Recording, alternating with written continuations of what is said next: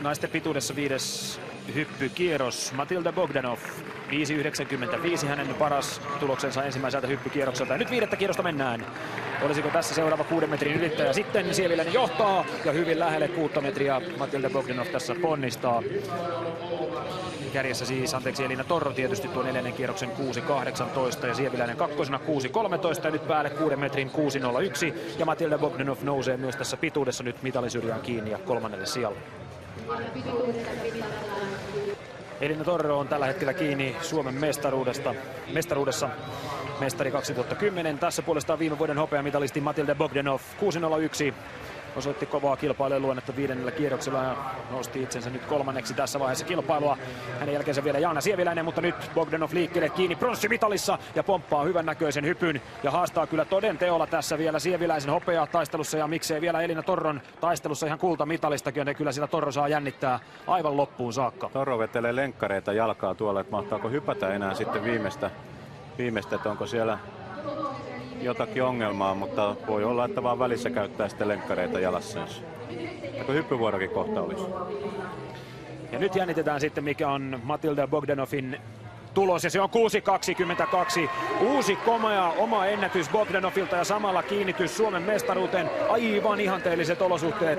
1,9 metriä myötäistä ja Matilda Bogdanov näin naisten pituuskisan kärkeen. Saas nähdä, mitä kilpasiskot tässä vielä tekevät. Vähän samanlainen paukku Katri Hirvosen viimeinen työntö kuulassa tuo hyviä yllätyksiä näihin kisoihin. Ja Jaana Sieviläistähän tässä mestariksi odotettiin, kun Jaana hyppäsi karnevaaleilla 5 vuoteen pisimmän naispituustuloksen 6.44 ja on selkeä tilastoykkönen. Tietysti Jaanalla on nyt vielä mahdollisuus sitten hypätä, mutta on aika ahtaalla nyt tässä kilpailussa on 3.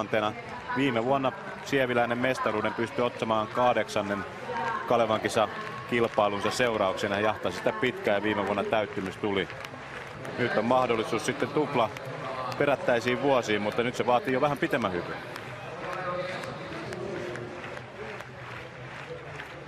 Torro astui viimeisen hyppynsä yli, mutta Jaana Sieviläisellä mahdollisuus vielä ottaa se viimevuotinen kultamitali uusintana nyt Vaasan kisoista. Paransi jo 4. kierroksella 6.13, kakkoskierroksella syntyi 6.11 ja nyt Matilda Bogdanov on noussut tuolta uusilla ennätyslukemillaan kärkinaiseksi, mutta Sieviläinen lataa kaiken vielä. Päälle 6 metrin menee, mutta ei riitä. Ei riitä, jää siihen samaan 6.10. Matilda Bogdanov kirkastaa tuon viimevuotisen kakkossijansa kultamitaliksi. Hänellä on aikaisemmin aidoistakin yksi pronssimitali Kalevan kisoista, mutta nyt tulee kultaa ja Sieviläiselle jää tästä palkinnoksi sitten 2. tai 3. tila riippuen tämän hypyn pituudesta. Torron 6.18 kestää ja Sieviläinen on tänään pronssimitalinainen.